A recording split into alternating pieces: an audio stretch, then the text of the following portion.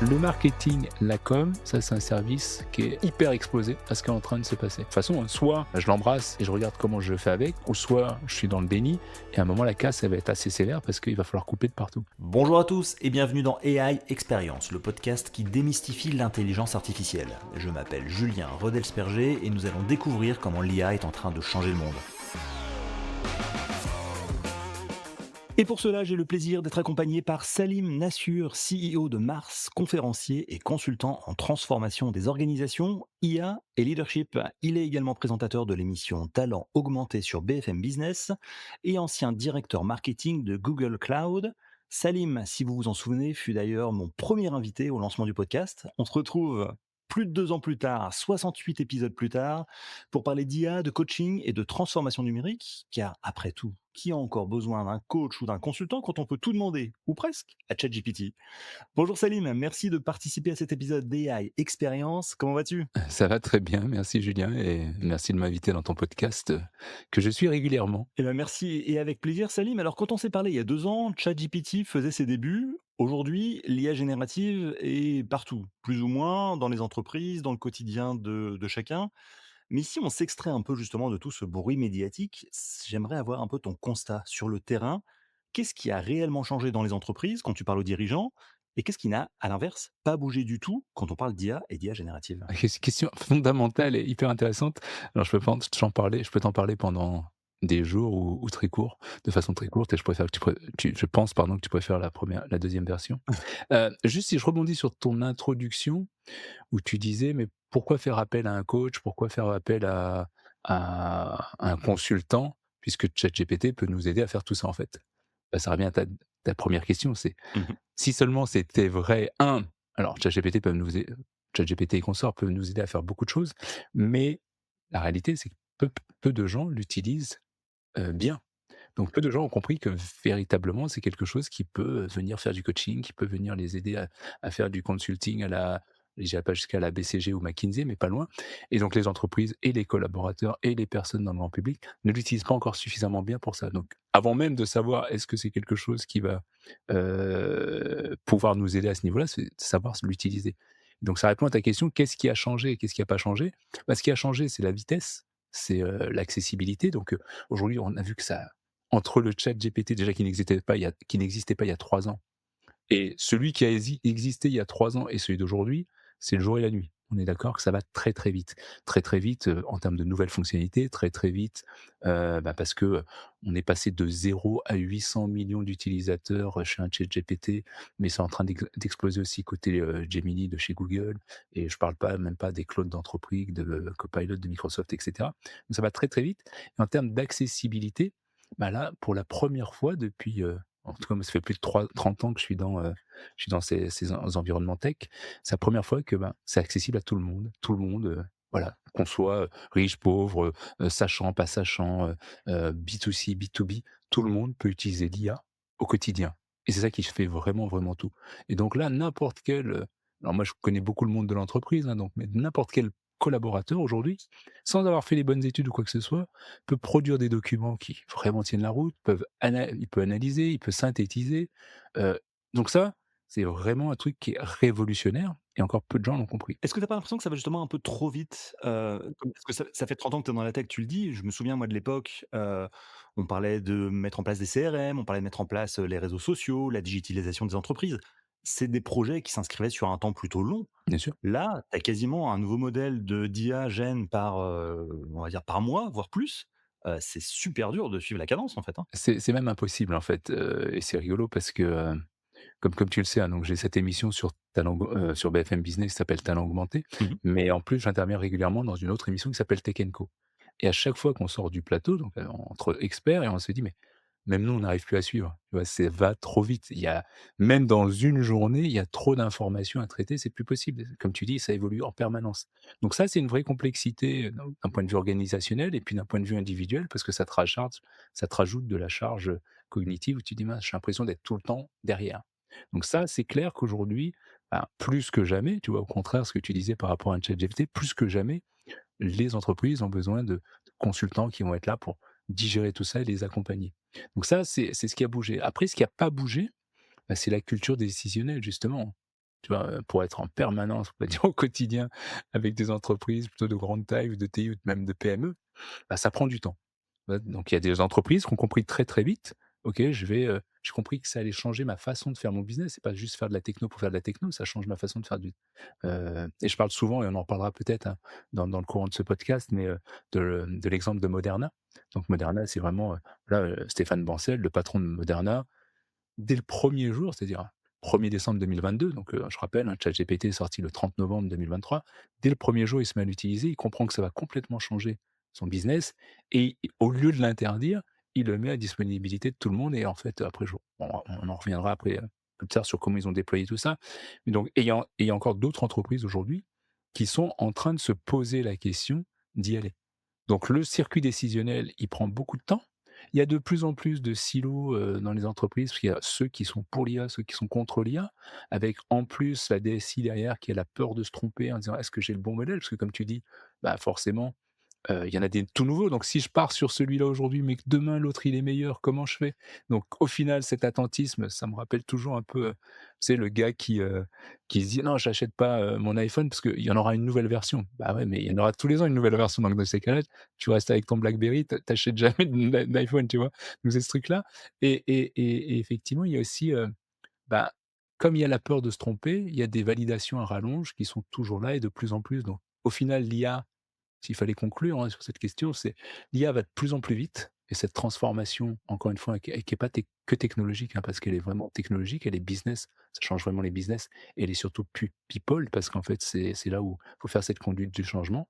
Bah, là où ça va vite au niveau de l'IA, bah, on se rend compte que l'organisation non seulement reste lente, mais surtout est en train de se pétrir dans de la peur et donc ça sclérose toute l'organisation et là, c'est là où il y a danger. Est-ce qu'il y a des freins psychologiques? Est-ce que c'est la faute du dirigeant? Est-ce que c'est la faute de la DSI, des équipes qui n'osent pas, c'est quoi? Tu disais que c'était pas que techno, mais dans le cerveau, dans l'état d'esprit des dirigeants, des managers, il se passe quoi pour ceux qui veulent pas vraiment y aller à fond? Bah, en fait, si tu veux, alors, il y a c'est une responsabilité qui est partagée, avec quand même une responsabilité très forte du dirigeant, parce que le dirigeant, évidemment, c'est lui qui doit avoir, la vision pour pouvoir emmener son entreprise à bon port, et s'il a pas cette vision, bah, potentiellement, on peut sortir, et faire couler le navire. Tu vois? C'est alors sans parler de Mmh. couler le navire, mais c'est un peu ce qui arrive à une boîte comme Téléperformance qui, je le rappelle, est rentrée au CAC 40 il y a 5 ans à peu près et qui vient d'en sortir. Parce qu'ils ont pas de feuille de route sur l'IA et quand tu as en fait une grosse partie de ta masse salariale qui aujourd'hui sont des agents de contact center qui appellent en permanence et que tu te rends compte que tu n'as pas vu non seulement tu n'as pas vu venir une technologie qui allait remplacer tout ou partie de ces gens-là, mais surtout que tu n'as pas prévu en fait ton business d'après, le marché a plus confiance en toi. Donc ça, c'est une vraie responsabilité du dirigeant. C'est pour ça que notamment, je collabore moi en France, avec des gens comme, l'IFA qui est l'Institut français des administrateurs. Parce que justement une fois que tu te rends compte que les comex et les CODIR ne sont pas forcément là, il faut monter au niveau des administrateurs pour leur dire qu'il y a une vraie réflexion stratégique et que eux, si eux ne comprennent pas en fait où doit aller l'entreprise par rapport à cette transformation qu'apporte l'IA et pas encore une fois que technologique, ça veut dire que demain ils vont pas être en capacité de challenger les organes, de décisionnaires de l'entreprise, les COMEX, les CODIR, pour pouvoir faire évoluer. Et ça, en fait, c'est très, très grave dans le sens où, ben, derrière, on le sait hein, aujourd'hui, alors après, les chiffres, il y en a plusieurs, mais il y aura un moment où il y aura, des arbitrages à faire entre l'homme et la machine. OK? Donc ça veut dire qu'à un moment, il y aura des gens qui, sauront utiliser la machine et qui resteront en place et d'autres qui ne sauront pas et qui seront remplacés. Donc ça, faut vraiment le prévoir. Donc les blocages, oui, clairement, ils sont humains. Les blocages, alors moi j'utilise souvent, je crois que tu le sais, hein, le terme de growth mindset et donc que j'oppose, donc ça ce sont des travaux de Carol Dweck, hein, de l'université de Stanford, mais que j'oppose au fixed mindset et le problème de ce que je vois un peu partout dans les organisations dans le monde, mais plus particulièrement en France, c'est qu'on est très conservateur et donc on est plutôt dans un mode fixed mindset, dans une période où plus que jamais il faut être growth mindset, dans une période où il faut penser plus, exponentialité que linéarité en fait et donc on se rend compte qu'aujourd'hui, bah, on est là dans un truc qui s'accélère et on a la technologie, alors on peut dire qu'elle fonctionne pas, qu'elle s'améliore et cetera, mais grosso modo pour tout ce qu'on a à faire, elle est déjà très, très avancée. Mais par contre, bah, ça vient du leadership. Tu vois? Je vais te prendre 2 exemples, assez simple, hein, même sans parler d'entreprise. Je te prends Sciences Po en France ou le SCP. Sciences Po au début bah, quand ChatGPT est sorti, ils interdisent aux profs, aux étudiants, voire ils sanctionnent l'utilisation de l'IA. De l'autre côté, tu as le SCP, Léon Lenussa, le dean de la SCP, que je et non seulement il l'autorise, donc il autorise les étudiants à l'utiliser, il autorise son corps professoral à l'utiliser, il passe un partenariat avec OpenAI Education pour pouvoir vraiment être dans cette construction de cette nouvelle éducation. Et par contre, il sanctionne le mauvais usage de l'IA. Et c'est quoi le mauvais usage? C'est, bah, je fais un prompt, enfin, je l'envoie une instruction, j'ai le résultat et hop, je l'envoie et ça y est, j'ai l'impression que j'ai fait mes devoirs. C'est la même chose en entreprise. Il faut garder ce côté humain, avoir cet esprit critique pour pouvoir challenger, ce que fait la machine et surtout, au-delà de challenger, c'est d'être en copilote. Donc moi, j'utilise toujours ce terme de faut le voir comme un collègue. Comment j'arrive aussi bien à faire confiance à l'IA, mais pas complètement, tout comme je fais confiance à mes équipes, mais pas complètement. Encore une fois, comme on dit, la confiance n'exclut pas le contrôle, ben, on le disait avant l'IA et on le dit aujourd'hui, avec l'IA. C'est-à-dire que ça, il faut vraiment le comprendre. Tu parlais des grandes écoles de commerce et de management, de Sciences Po, c'est intéressant. Aujourd'hui, quelle est ta vision sur le rôle des juniors qui rentrent dans le monde de l'entreprise? J'ai lu plusieurs articles, notamment dans la presse américaine, un peu alarmistes sur le sujet, en disant en gros, dans différents corps de métier, l'IA prend la place des juniors. Ce qui fait qu'on a de plus en plus de mal à trouver un job quand on sort de l'université ou de ses études. Et c'est des jobs qui sont souvent moins bien payés, moins intéressants, qui permettent de progresser moins vite. Est-ce que toi, tu es inquiet sur les jeunes, par rapport aux jeunes qui sortent de l'université ou des grandes écoles? Et quel message tu souhaiterais leur faire passer? Est-ce que je suis inquiet? Oui. Est-ce que ça veut dire est-ce que mon inquiétude est la même que celle qu'on voit dans les articles que je lis également? Pas assurément. Pourquoi je dis ça? Déjà parce qu'en fait, que ce soit aujourd'hui ou avant, je considère que, ce qui fait la différence quand tu es dans un entry level job, donc dans un job d'entrée, au-delà de tes diplômes, c'est ta façon dont tu vas pouvoir, heu rentrer dans le monde de l'entreprise. Tu vois, je parlais de Sciences Po tout à l'heure, Sciences Po notamment depuis très longtemps avait lancé un programme justement pour intégrer des jeunes de quartier, dans ces grandes institutions, on va dire, pour leur donner accès à ce type d'éducation. OK? Mmh. Il se trouve que ça n'a pas complètement fonctionné dans un premier temps parce qu'ils n'avaient pas les codes de l'entreprise. Donc ça, ces codes, c'est du soft skills, c'est pas du hard skills. Et aujourd'hui, en fait, sans faire une analogie directe, mais quand même pas loin, ce qui se passe avec l'IA aujourd'hui, ça va pas être, est-ce que ce que j'ai appris à l'école me permet de faire mon job? C'est qu'est-ce que j'apporte moi à l'entreprise et comment j'arrive à comprendre ce qui est en train de se jouer et à voir moi comment je peux apporter de la valeur. Pour être beaucoup plus concret, je vais te donner un exemple, tu vois? Qui est simple puisque mon fils aujourd'hui, si tu veux, il n'est pas encore sorti d'école, il a 19 ans, mais il a fait un stage, l'année dernière en, investment banking à New York, OK? Typiquement, c'est le genre de job qu'aujourd'hui tu ne peux plus avoir quand tu es entry level et encore lui, il est même pas diplômé parce que tout ce qui est fait par ces entry level jobs est, automatisable, OK? Comment il a eu ce stage et comment il aurait pu avoir un job? Déjà, il a travaillé sur la partie, soft skills, donc ça veut dire développer ses relations humaines avec les gens. Donc en parlant dans une soirée, en parlant, ça s'appelle le networking, c'est avoir ce contact humain qui fait qu'il connaît quelqu'un, qui connaît quelqu'un, qui peut positionner son CV pour avoir un entretien. Parce que sinon aujourd'hui, bah, soit il y a pas d'entretien parce qu'il y a plus de job ou soit quand il y a un entretien et qu'il y a un job, ça passe par ce qu'on appelle des ATS, donc des espèces de systèmes d'IA qui vont sélectionner sur différents critères, est-ce que tu peux ou tu ne peux pas avoir, accès à ces entretiens. Donc lui, il a un entretien et ensuite parce qu'il a bien compris 2 choses, il a bien compris, je dirais même 3. Un, comment fonctionne l'IA? Ce que n'a pas compris encore des seniors. Donc les seniors, justement aujourd'hui, ils connaissent leur métier. Ils n'ont pas compris comment automatiser ce métier. Or, les plus jeunes populations, parce qu'elles n'ont pas justement ce background, elles arrivent avec, tu sais, cet œil neuf et de se dire: «OK, mais ça, en fait, mais tu fais ça, ça te prend 4 heures, mais tu sais qu'il y a des trucs aujourd'hui qui peuvent le faire en 5 minutes?» Tu vois? Donc lui, il a compris cette IA. Après, il a compris un autre truc, c'est que, justement, il avait pas cette compétence métier, mais qui pouvait les aider à avoir cette compétence métier tout en lui récupérant en fait le savoir de ce métier.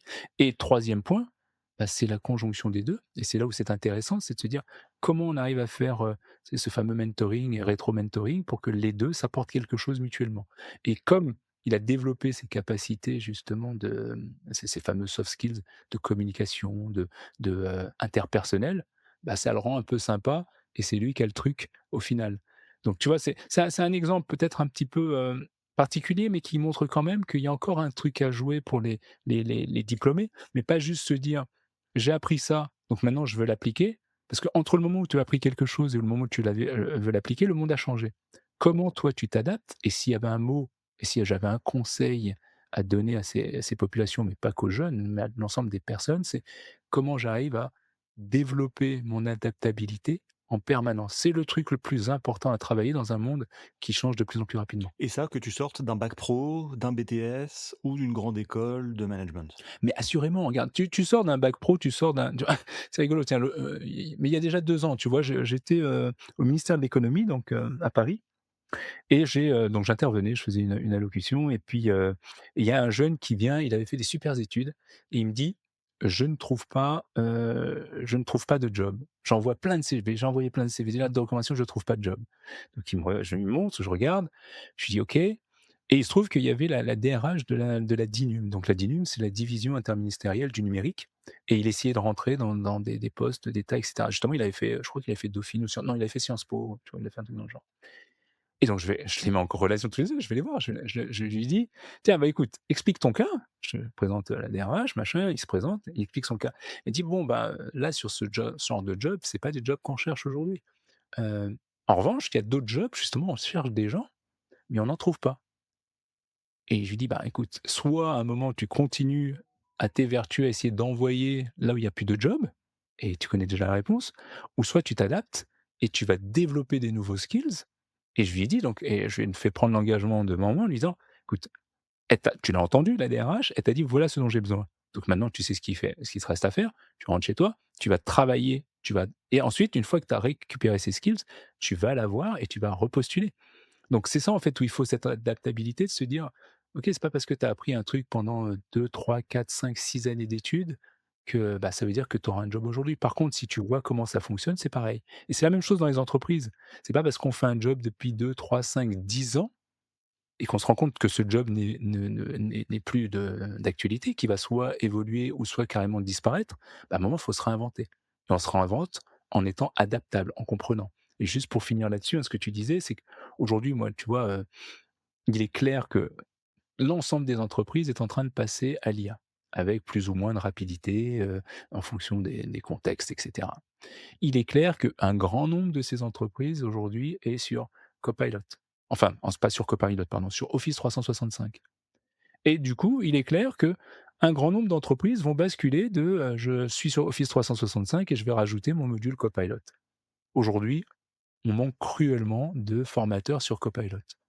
Donc quelqu'un qui a fait des études plus ou moins proches de ça, bah, si il ne trouve pas de job, aujourd'hui se repositionner sur ce type de job qui sont très demandés, c'est ce qu'on appelle l'adaptabilité. Je sais que l'adaptabilité, c'est un sujet qui tient, forcément à cœur, à la fois, pour les entreprises et pour les individuels, enfin le grand public. Ma question pour toi, c'est quand on parle d'adaptabilité et d'IA, comment ça se passe? Ça prend combien de temps de s'adapter à l'IA? Est-ce que tu as un point de départ qui va être aujourd'hui et une ligne d'arrivée qui va être dans 6 mois, dans 1 an? Comment ça se passe et c'est quoi la méthode, en fait? Alors, déjà pour être très clair sur ta question, est-ce qu'il y a un point d'arrivée? Il y en a jamais en fait, tu vois? Et c'est toujours ce que je dis, moi, tu vois? C'est que en fait, tu le sais, ça fait des années, pour pas dire des dizaines d'années que je bosse sur des sujets de transformation avec les entreprises. Je leur dis toujours et j'ai un framework comme ça donc dans lequel, voilà, ça commence par des quick wins, après tu, passes par des phases de développement, puis après tu passes par des phases de disruption et tu arrives dans la fameuse case en haut à gauche qui est le graal où j'arrive à la transformation. Mais je leur dis toujours: «La bonne et la mauvaise nouvelle, c'est que quand tu es arrivé là, tu recommences» parce qu'en fait la transfo, elle se fait en permanence. Aujourd'hui, on n'est pas dans un monde figé, ça n'existe plus. Donc on est dans un monde qui se transforme en permanence. Donc tu dois te transformer en permanence. Donc par rapport à ta question qui est de dire: «Est-ce qu'à un moment il y a un point d'arrivée?» Non, il y en a pas. Par contre, est-ce qu'il y a une autre façon de, de rester à la pointe, oui, c'est-à-dire de savoir apprendre à apprendre en permanence. C'est sa première chose à faire, c'est d'apprendre à apprendre, mais en permanence. De savoir distinguer les grandes tendances du bruit.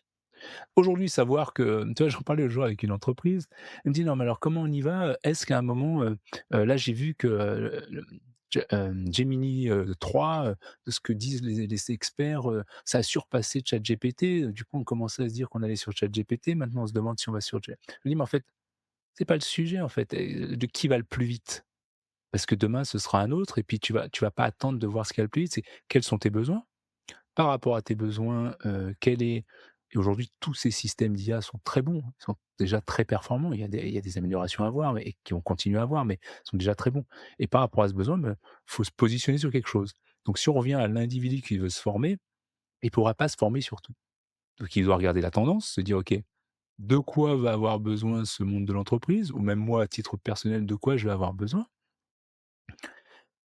Me prendre ce sujet et continuer à commencer à apprendre, alors et la bonne nouvelle, c'est qu'il y a plein de choses aujourd'hui sur internet. La mauvaise nouvelle, c'est qu'il y a plein de choses sur internet. D'où le savoir discerner le bruit. Il y a des choses qui vont être intéressantes et il y a plein de bruit. Donc il faut savoir, et ça c'est une vraie capacité justement de se dire: «Voilà, comment j'arrive à faire la sélection de tout ça pour pouvoir me concentrer que sur l'utile», que ce soit pour moi en tant qu'individu parce que j'ai décidé, je reprends mon exemple de tout à l'heure, de devenir le spécialiste de Copilot, parce que je vois qu'il y a une tendance et que ça va me permettre d'avoir un job pendant encore un certain nombre d'années, ou soit, et pas me dire: «Ah bah oui, mais là, il y a un nouveau truc sur Nano Banana de Google et il y a puis un autre truc, Perplexity a sorti un navigateur». Non, OK, faut le voir à peu près, mais se concentrer sur comment je vais répondre aux besoins des entreprises sur, Copilot parce qu'ils en ont besoin.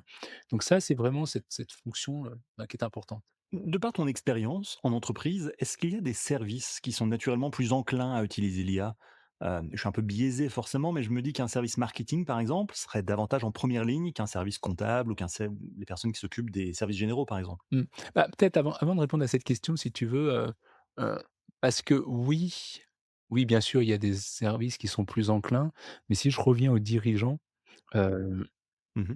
alors il y a le dirigeant de l'entreprise qui doit donner le là, mais aussi le dirigeant de ce service. Parce qu'en fait, tu vois bien qu'il y a des dirigeants, on va dire le directeur marketing ou le directeur financier, si déjà lui est volontaire, bah, forcément ça va faire en sorte que, ce service-là va y aller un peu plus.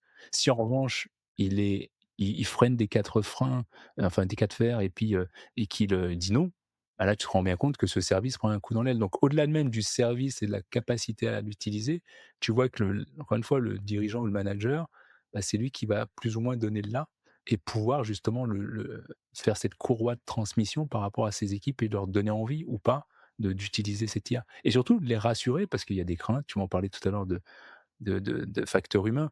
Il y a des gens aujourd'hui qui n'utilisent pas l'IA parce ils pensent que, ils pensent et à juste titre, hein, d'ailleurs, sur certains points, pas complètement, mais que c'est pas bon pour l'écologie. OK, donc j'utilise pas l'IA parce que c'est pas bon pour l'écologie. Mmh. Ils ont raison dans l'absolu.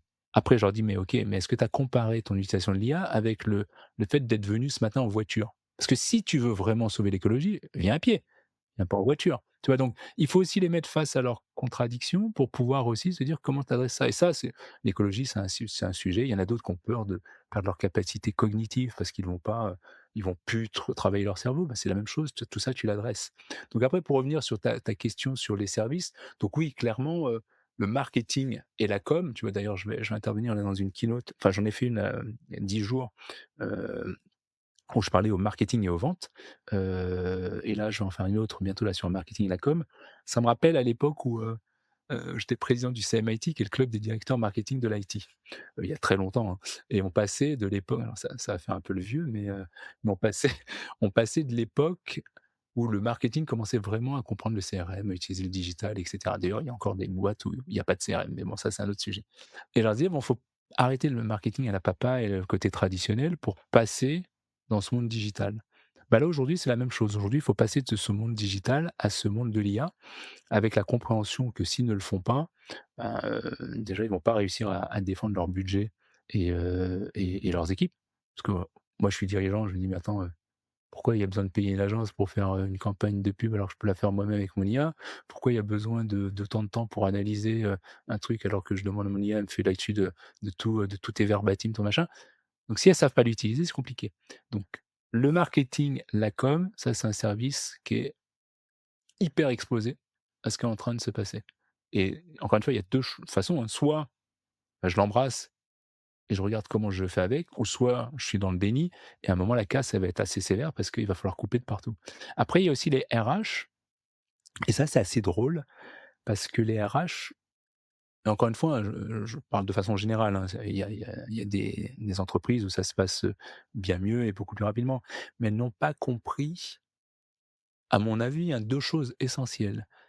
La 1re, c'est comment elles vont pouvoir enfin faire des RH, c'est-à-dire, s'occuper des ressources humaines de l'entreprise, qui est quand même le capital le plus important d'une entreprise et passer du temps justement avec les collaborateurs sur certains leur anxiété par rapport à l'IA, certains leur enthousiasme et cetera, mais accompagner ses collaborateurs plutôt qu'être vu juste comme un service qui va faire la paie, et qui de temps en temps va t'envoyer, des emails plus ou moins sympas sur différents sujets et te faire des revues de performance. Donc vraiment s'intéresser à l'humain, mais pour s'intéresser à l'humain, il faut qu'elles comprennent qu'elles vont pouvoir automatiser toutes les tâches qui leur prenaient du temps et qui étaient à très, très faible valeur ajoutée, pour pas dire pas de valeur ajoutée.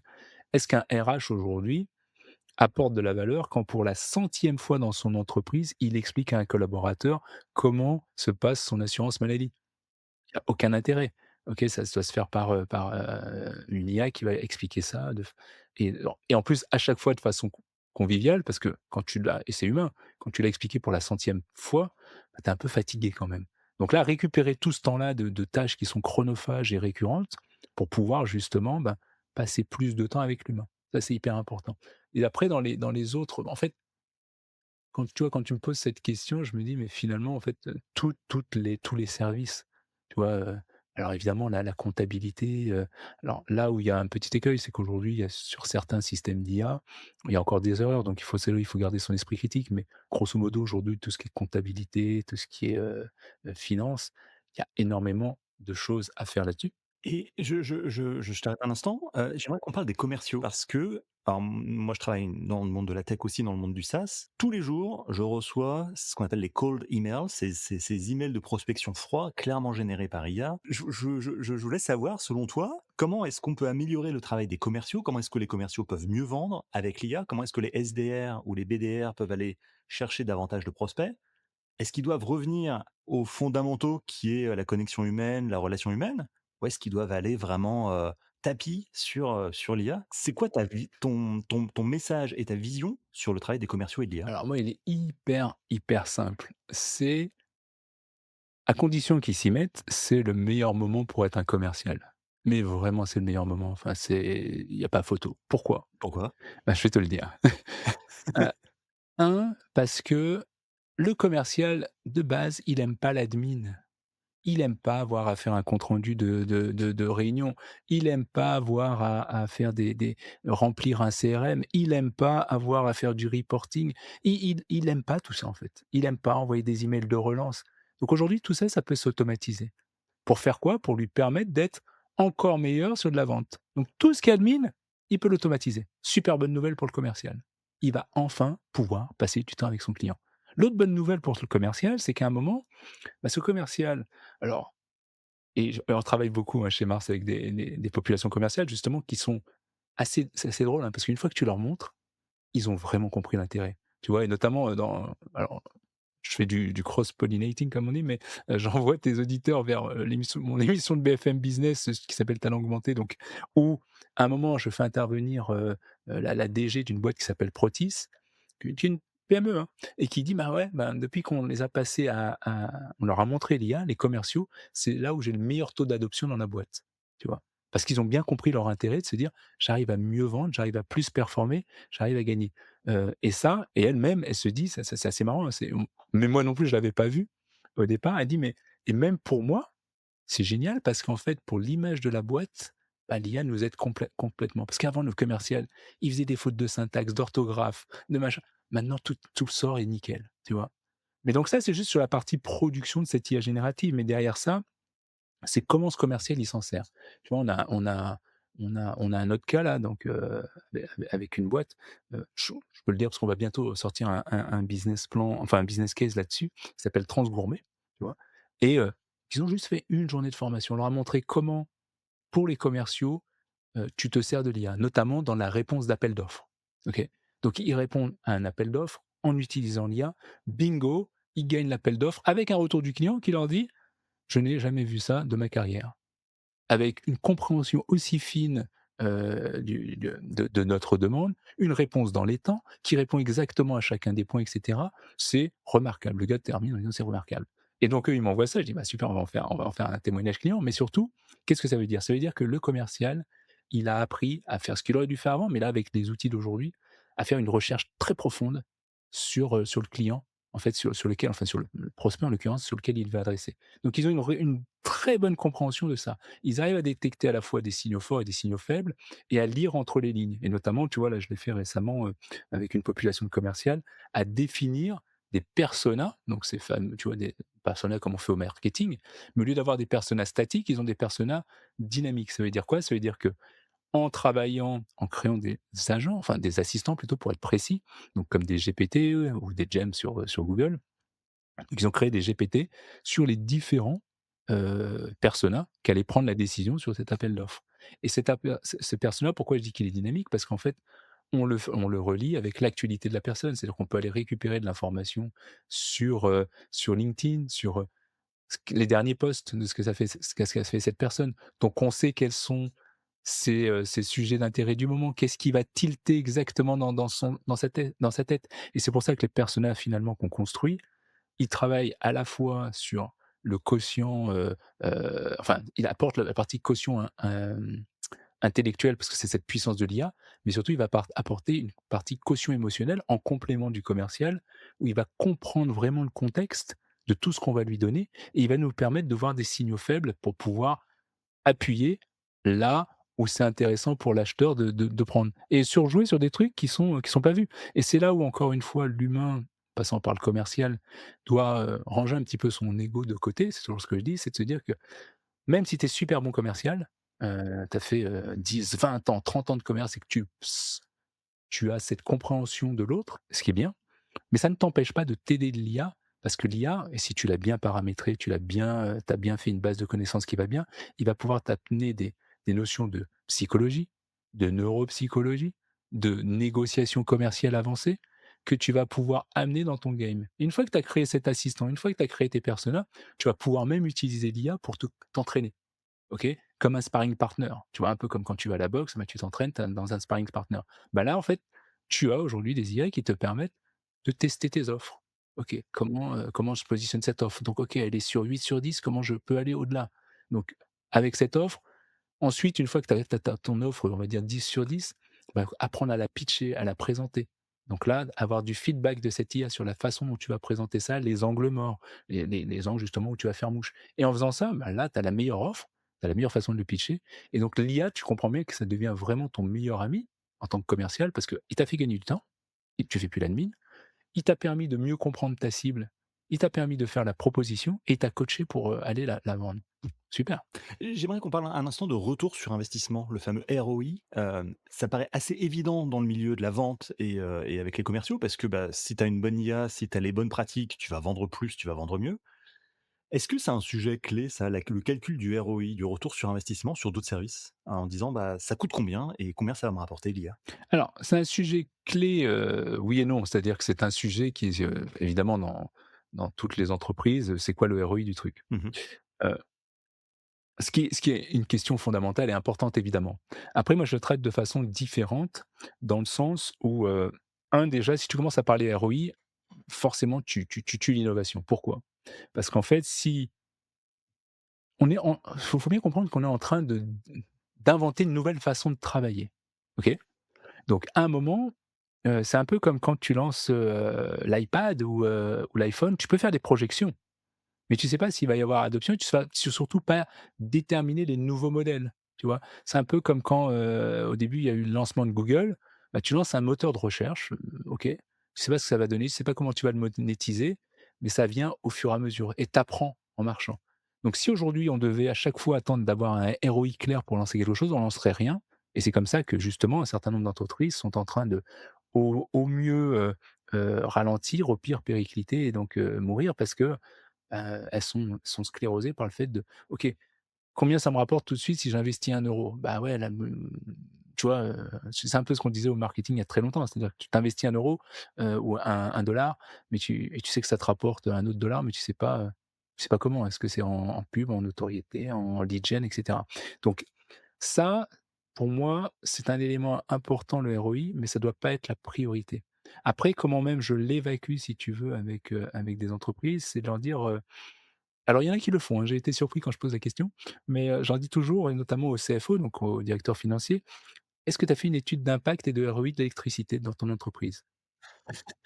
Et là, la plupart évidemment, alors ça m'est arrivé une fois quand même, hein, mais la plupart me disent: «Bah non, pourquoi?» Mmh. Et je dis: «Bah, tu te rends compte qu'il y a un coût, c'est un vrai coût. En plus là, l'énergie augmente, donc tu te rends compte que c'est un coût. Peut-être qu'à un moment, si c'est trop cher, il faudrait que tu arrêtes. Tu coupes l'électricité». Je dis: «Coupe l'électricité un jour dans ta boîte et tu me dis comment ça se passe». Tu vois? Et donc là, ils commencent à comprendre et je leur dis: «Mais pour le coup, comprends aujourd'hui qu'une entreprise qui fonctionne avec de l'IA, mais qui est bien utilisée par l'ensemble des collaborateurs, ira beaucoup plus vite qu'une entreprise qui l'utilise pas. Et qu'une entreprise aujourd'hui qui utilise vraiment bien l'IA, et encore une fois, pas l'IA, comme on la connaît depuis longtemps, mais cette IA générative qui est disponible pour l'ensemble des collaborateurs, le jour où elle a pas d'IA, et ça peut arriver, un moment, il y a un mois à peu près, il y a une coupure là, sur Cloudflare, ça a tout coupé. Je peux te dire que chez nous, on n'était pas super contents parce qu'il y a plein de trucs qui tournent sur l'IA aujourd'hui. Donc c'est là où il faut effectivement garder le côté humain, parce qu'il y a quand même un moment, bah, si le système s'arrête, il faut quand même qu'on continue à faire tourner la boutique. Mais quand même, tu vois bien que ça devient aussi important que l'électricité. Si tu n'as pas d'IA dans tes services, bah, tu vas tourner au ralenti et si tu tournes au ralenti, tu iras moins vite que la compétition et si tu vas moins vite que la compétition, bah, à un moment, tu es sorti du marché. Donc ça, c'est vraiment le truc sur le ROI qui, moi, qui me fait rire, heu et après quand on parle vraiment de chiffres, donc oui, ça a un coût, 20-30 € dans un premier temps, sur des licences, que tu sois sur un Copilot, un Gemini, un Claude, ou encore un ChatGPT. OK. Et après donc comment on traite ça? C'est-à-dire qu'on parle de quelques dizaines d'euros par mois et donc ça après c'est très simple, hein, imagine, ce qui est largement démontrable, chacun de tes collaborateurs gagne 1 heure par jour. Tu regardes le prix, horaire et même si tu les payes très, très mal, tu regardes le prix horaire d'une heure par jour multiplié par un mois, je pense que tu as trouvé ton ROI. Tu vois? Donc et c'est des fausses questions. Donc oui, ça veut dire que ça rajoute un coût à l'entreprise, assurément. Est-ce que par contre ça fait gagner en productivité, ça fait gagner en créativité, ça fait gagner en agilité et surtout ça permet et ça c'est un coût, parce qu'on parle du coût, mais on parle pas comment dirais-je? De ce que, heu, de ce que ça induit comme perte. Aujourd'hui, une entreprise qui ne va pas assez vite sur l'IA, il y a 2 effets de bord qui sont pas vus aujourd'hui par l'entreprise. Elle n'attire plus de nouveaux talents, ceux qui savent justement travailler avec l'IA. Et elles font partir ceux qui se sentent et ça je peux te le dire, je l'ai vu dans pas mal d'entreprises, des ce qu'on appelle high potential dans des entreprises, parce que je travaille beaucoup avec des managers de haut niveau dans ces entreprises-là. Bah, dans le creux de l'oreille, ils me disent: «Bah, en fait, là, ce que tu nous racontes, c'est super, mais nous, on est interdit, on peut pas le faire dans notre entreprise et cetera. Bah, on va attendre encore un petit peu, mais on va pas attendre longtemps, parce que sinon, on se pénalise». Tu vois? Donc ça, les entreprises ne le voient pas encore, il faut qu'elles commencent à le voir parce que tu attireras pas les nouveaux talents, ceux qui vont permettre à ton entreprise de se développer et tu vas surtout perdre ceux qui avaient envie et qui étaient les plus volontaires, mais qui commencent à se fatiguer de ne pas voir l'entreprise avancer. Quand tu fais tes conférences, Salim, quand tu fais des formations, quelles sont les questions qu'on te pose le plus souvent? Est-ce qu'il y a des questions récurrentes comme ça qui reviennent souvent? Donc question qui revient souvent, alors c'est assez rigolo, donc il y a des questions par rapport à l'écologie que j'ai évacuées très rapidement et comme je l'ai dit tout à l'heure, donc je vais pas revenir. C'est oui, d'un point de vue, sociétal, ça peut avoir un impact, ça a un impact, c'est sûr. Après, il faut le comparer, toutes choses égales, donc OK. Donc ça, c'est une question, on évacue assez vite. Autre question, c'est sur, cette délégation de ton cerveau et ce que je dis toujours, c'est de dire: «Ça te rend pas plus bête, mais ça te rend plus intelligent». Si et seulement si tu sais bien l'utiliser. C'est-à-dire qu'à un moment, moi ce que j'avais dit à un de mes garçons, hein, si c'est pour faire 2 plus 2, bah, utilise ton cerveau. Si en revanche c'est des choses beaucoup plus élaborées, tu comprends bien qu'à un moment quand tu fais une recherche avancée, sur un système d'IA qui va aller te parcourir, 50-100 sites en même temps pour te ramener une synthèse, De toute façon, tu l'aurais pas fait. Par contre, toi, tu dois faire la synthèse de cette analyse et comprendre et pousser. Donc ça, c'est une autre question. Autre question encore qui vient assez régulièrement, c'est, sur la confidentialité des données. Et ça, c'est une blague, en fait. C'est une vraie blague. Ce que je dis toujours aux gens, c'est qu'il y a un moment déjà, s'ils se posent la question, c'est bien, mais ils auraient dû se la poser il y a 15 ans parce qu'on a déjà traité ça dans le cloud. Donc à partir du moment où tu mets toutes les données de ton entreprise que ce soit chez Google ou chez Microsoft, dans ton Office 365, dans ton Word, dans ton PowerPoint, Excel, donc ces entreprises ont déjà les données dans le cloud, OK? Donc après, elles se disent: «Oui, mais elles n'entraînent pas leurs données sur leur modèle d'entraînement». OK, tu as raison. Mais aujourd'hui, quand tu payes une, une, une licence, d'IA, tu peux complètement ne pas avoir cette IA qui va s'entraîner ces données enfin entraîner ces modèles sur tes données. Donc ça, c'est une vue de l'esprit de se dire ça, que ça empêche quoi que ce soit. Et encore une fois, c'est pour ça que je prenais ce cas de Moderna, hein. Moderna, l'entreprise, elle est, très réglementée, il y a vraiment de l'IP, enfin de la propriété intellectuelle, qui fait que, jamais ils vont donner leurs données à ChatGPT et OpenAI, et pourtant ils bossent avec.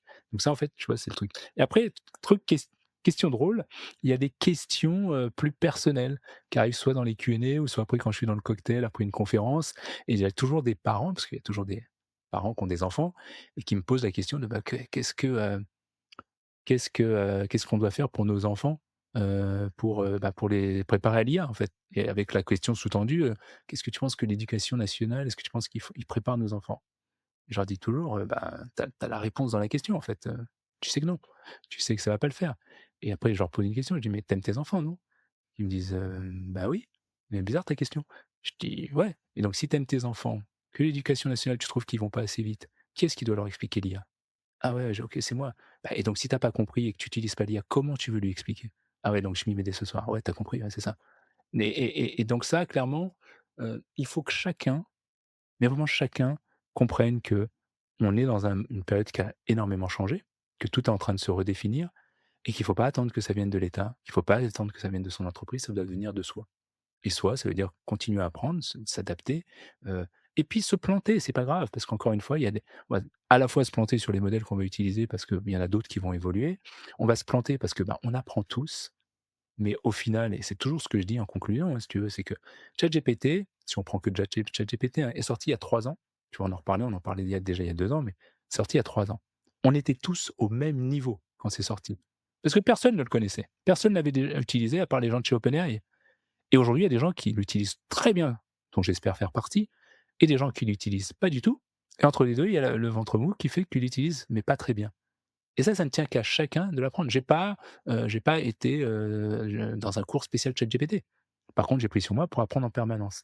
Et là, donc il y a des profils comme moi qui arrivent à le faire, il y en a d'autres qui arrivent pas, et c'est la plupart des gens, et c'est pour ça qu'il y a des formations qui sont en place, alors pas que chez Mars, il y en a d'autres qui le font, avec quand même un point important, il ne faut pas faire une formation, et ça je le dis, vraiment pour tout le monde, il ne faut pas faire une formation qui soit que sur l'outil. C'est pas un outil, c'est un collègue, c'est une façon de penser différente.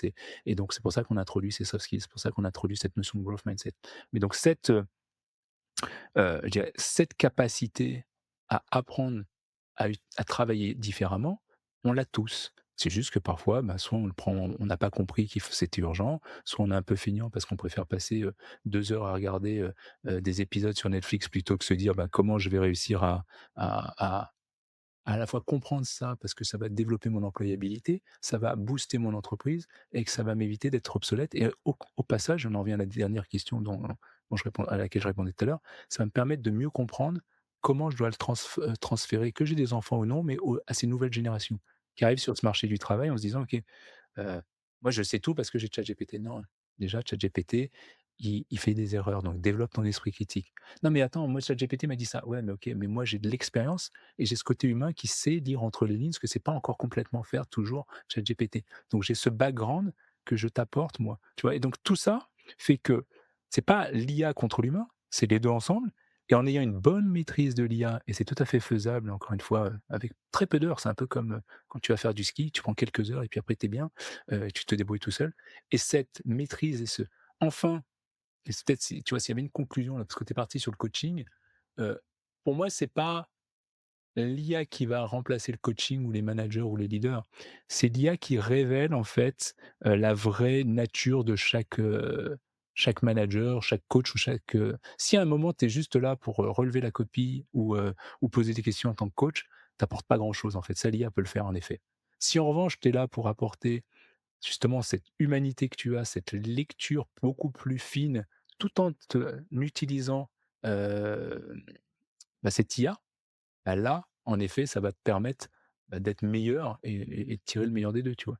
Donc, tu vois, l'entreprise pour moi, c'est pas elle freine pas et chacun par manque, pas parce que l'IA est pas bonne en fait, c'est juste je dirais un excès de confiance et de confort managérial parfois en se disant: «Ben, on n'a pas besoin, on fait ça bien». Bah, ouais, mais tester l'IA, c'est facile en fait. Ce qui est compliqué, c'est de se transformer. C'est ça qui rend les choses inconfortables pour la plupart, mais Heu, je terminerai peut-être sur cette phrase que me disait souvent Larry Page quand j'étais chez Google, c'est, «I'm, uncomfortably excited», donc c'est cet inconfort qui doit nous exciter parce qu'on est en train, mais véritablement d'inventer une nouvelle façon de travailler, une nouvelle façon d'être, dans ce rapport de société qui peut être, qui peut faire peur, mais en même temps qui est hyper excitant et c'est à nous de le rendre sympa. Bah, écoute, citer Larry Page en conclusion d'un épisode sur l'IA, c'est parfait.